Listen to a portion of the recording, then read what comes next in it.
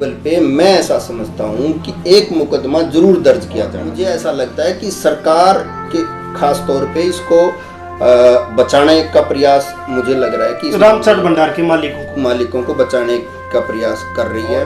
दूसरी तरफ जिस बच्चे की डेथ हुई उसके बारे में सरकार के मंत्रियों ने, सरकार के अधिकारियों ने और किसी ने कोई शब्द नहीं बोला है। खासतौर पे हिसार के मेयर हैं, हिसार के मंत्री हैं और इवन चीफ मिनिस्टर का भी नाम आया कि उन्होंने भी एक इंटरेस्ट लिया है इसमें। लेबर एक्ट का सेक्शन 7 ये कहता है कि 14 साल से 18 साल के जो बच्चे हैं उनसे आप कम से कम रात को काम नहीं। सुबह 5:30 बजे आग लगी और बच्चा अंदर था, इसका मतलब वो रात को भी वर्किंग पे जो कहते हैं।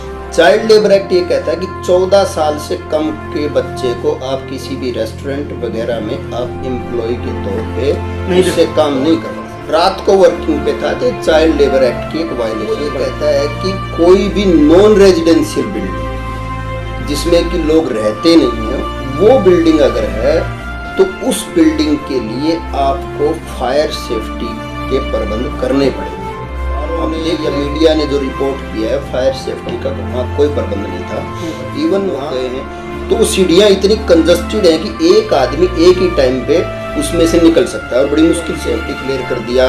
और इसके लिए ये कहा कि भी अतिक्रमण जो है तुरंत हटाया जाए।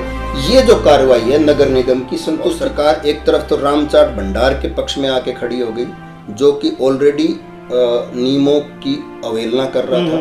तो आज हमारे विशेष कार्यक्रम में एडवोकेट विक्रम मित्तल है और हम बात करना चाहते हैं रामचाट भंडार और उसमें जो एक बच्चे की जो मौत हुई है उसके बारे में हम बात करना चाहते हैं। एक बार रामचाट भंडार का पूरा मसला हम बता देते हैं कि 12 अप्रैल को रामचाट भंडार में सुबह 5 और 5:30 के बीच में आग लगती है और उस आग लगने में पूरी बिल्डिंग जल जाती है। आग लगने के क्या कारण रहे हैं क्या नहीं रहे हैं उस पर बाद में एक्सपर्ट की जो टीम है वो अपनी रिपोर्ट पेश करती है। लेकिन उसमें एक बच्चा जल के मर जाता है। वो बच्चा जो 14 साल का बताया गया, उसके परिवार के लोगों ने बताया कि वो 14 साल का बच्चा था और वो रामचाट भंडार के घर पे काम करता था और उसके बाद वो शाम को दुकान पे काम करता था और काम करने के बाद वहीं सो जाता था। जिस दिन आग लगी उस दिन बच्चा वहीं सोया हुआ था। बहुत से लोग निकल गए लेकिन बच्चा मर गया। बच्चा नहीं निकल पाया, वो जलकर मर गया क्योंकि रामचाट भंडार जिस जगह पे बना है वो इतनी कम जगह है और वहाँ की जो सीढ़ियाँ है वो इतनी कम चौड़ाई पे है जो वो निकल नहीं सका। दरवाज़ा बाहर से बंद था, शटर पूरा, उसके साथ में कोई भी एग्जिस्ट दरवाज़ा नहीं था जिससे वो निकल पाए। जो बड़े कारीगर थे, उम्र में बड़े कारीगर थे, वो दूसरे छतों पे कूद के निकल गए। तो हम इस मुद्दे पे बात करना चाहते हैं क्योंकि इस मुद्दे पे पूरा हिसार शहर और आसपास का जो ग्रामीण इलाका वो 2 खेमों में बटा हुआ है। एक खेमा जो रामचाट भंडार को बेचारा बता रहा है, रामचाट भंडार को गरीब बता रहा है, जिसमें यहाँ के मंत्री है और हिसार के मेयर है जिन्होंने उसकी दुकान को दोबारा शुरू करवाया और उसमें बोला कि रामचाट भंडार का मालिक बड़ा गरीब है, इसके गोलगप्पे खाने आइए और मैं भी गोलगप्पे खाने आता हूँ, ऐसा मेयर ने बोला। लेकिन उसके बाद दूसरा जो पक्ष था जो बच्चे को इंसाफ दिलाने के लिए बात कर रहा था, जिसने कहा कि इस पूरे मामले में बच्चे के बारे में कोई बातचीत नहीं की गई है कि बच्चा किसका था और बच्चे को क्या कंपनसेशन सरकार ने देना चाहिए या क्या केस दर्ज हुआ है। इस पूरे मसले पे 12 अप्रैल से लेकर आज तक पूरा जो घटनाक्रम हुआ है उसमें अलग अलग प्रदर्शन भी हुए हैं। उसमें नगर निगम के जो कमिश्नर है उन्होंने नोटिस जारी किया है अवैध बिल्डिंग के खिलाफ। तो हम विक्रम मित्तल से जानना चाहेंगे कि क्या होना चाहिए था और क्या नहीं हुआ जो होना चाहिए था। तो नमस्कार सर, आपका धन्यवाद है। तो इस पूरे मसले में कानूनी पक्ष क्या है कि एक बच्चा वहाँ मरता है और वो बच्चा वहाँ काम करता है, लेकिन अभी तक किसी भी डिपार्टमेंट ने, चाहे श्रम मंत्रालय, श्रम बोर्ड है यहाँ पे और पुलिस है, किसी ने भी कोई केस फाइल नहीं किया। या CWC का एक महकमा है जो बच्चों को देखता है, बच्चों की जहाँ कोई बाल मजदूरी ने उस मुद्दे को देखता है, लेकिन किसी ने भी, मैंने जहाँ तक जांच की है, किसी ने केस दर्ज नहीं किया। ऐसा क्यों? देखिए, रामचाट भंडार काफ़ी बड़ा रेस्टोरेंट है आज के दिन हिसार का और उसमें आग लगी, बहुत ही गलत हुआ।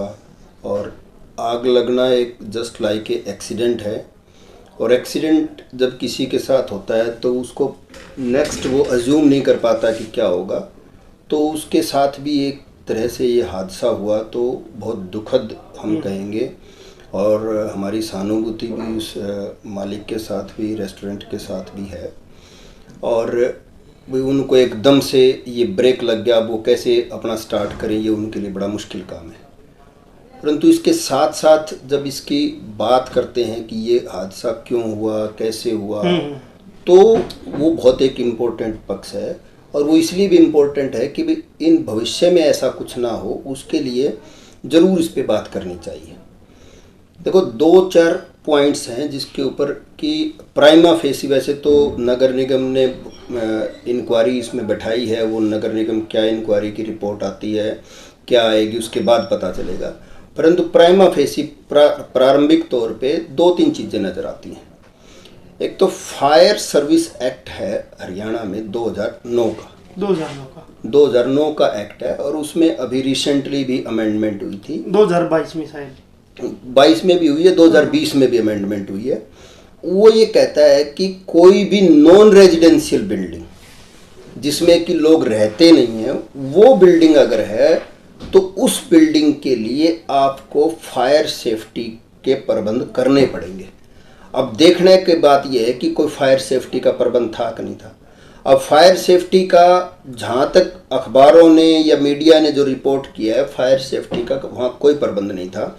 इवन वहाँ आग लगने के बाद एग्जिट का भी कोई डोर नहीं था, और नॉर्मल जो एग्जिट का गेट था, शटर जो जिसको बोलते हैं, जिससे कोई भी आदमी, वो भी बंद था और बाहर से लॉक था। तो इसलिए मतलब कि एग्जिट का कोई बचा नहीं। और ये तो पीछे जो था उसकी दुकानें थी, अगर पीछे भी बिल्कुल कुछ नहीं होता तो शायद किसी के भी निकलने बचने की कोई उम्मीद ना बचती। तो ऐसा था। और हम रामचाट भंडार में, हिसार में रहने वाले सभी लोग गए हैं, तो सीढ़ियाँ इतनी कंजस्टेड हैं कि एक आदमी एक ही टाइम पे उसमें से निकल सकता है और बड़ी मुश्किल से निकल सकता है। तो ये कुछ चीज़ें हैं जिस पे कि नगर निगम को गौर करना चाहिए, अधिकारियों को, सरकार को गौर करना चाहिए कि वो प्रबंध था या नहीं था। एक बात तो मैं ये कहना चाहता हूँ।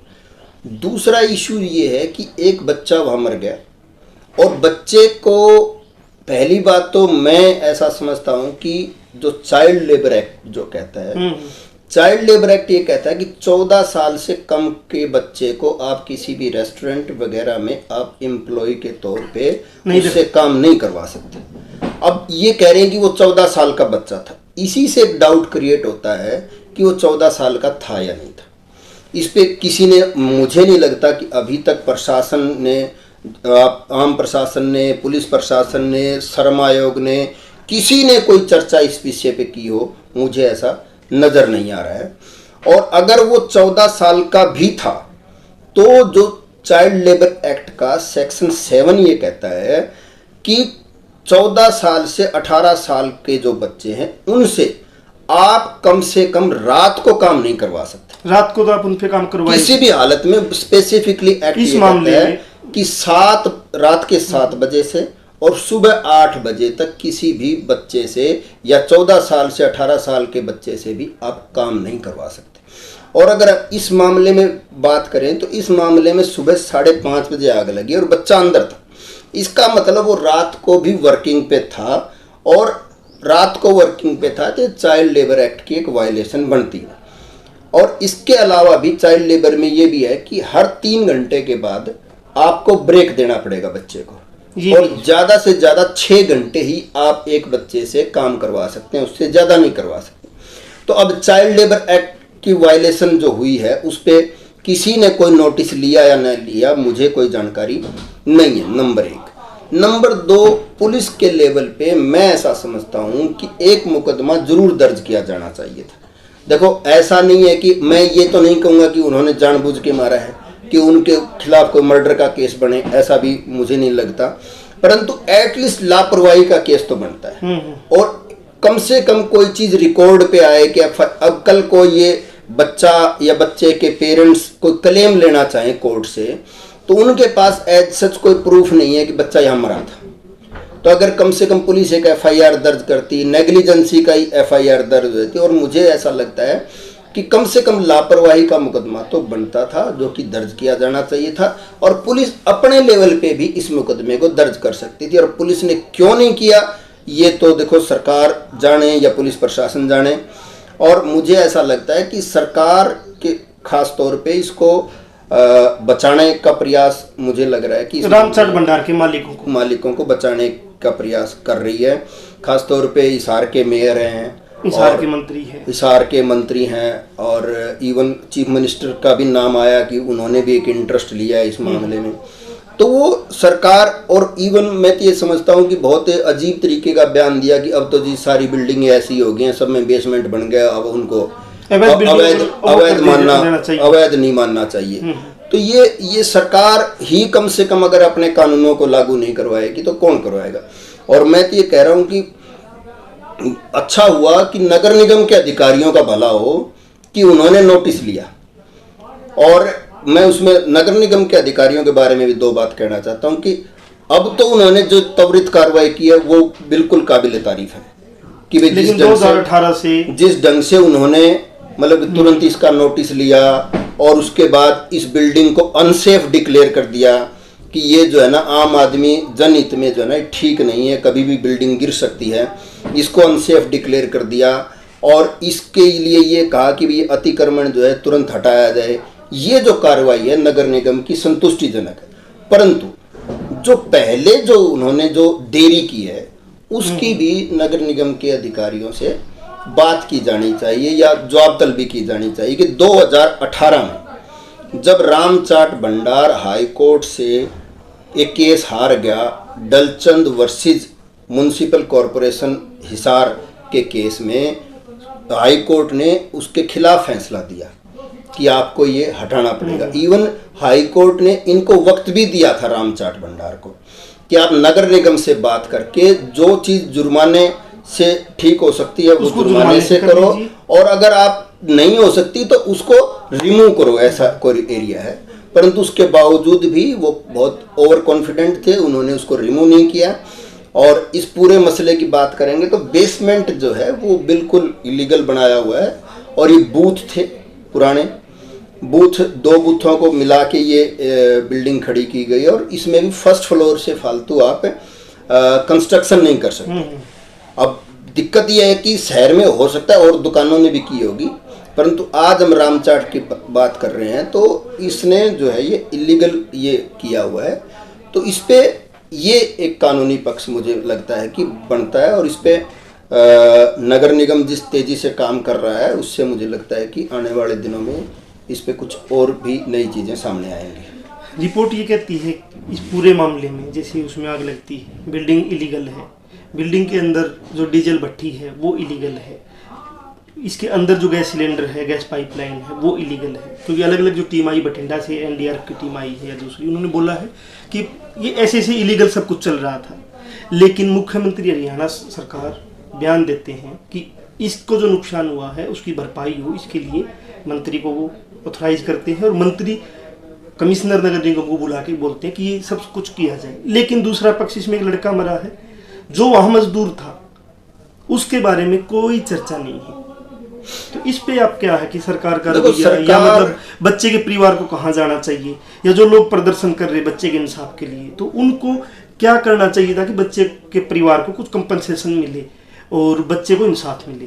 देखो, पहला तो इसमें मुझे ऐसा लगता है कि इस मामले में बच्चे की मौत की जिम्मेवारी के हिसाब से या लापरवाही जो रही है उसके हिसाब से पहला तो एक मुकदमा दर्ज होना चाहिए, नंबर 1। नंबर 2 ये है कि वो उसको कंपनसेशन रामचाट भंडार दे, नंबर 1।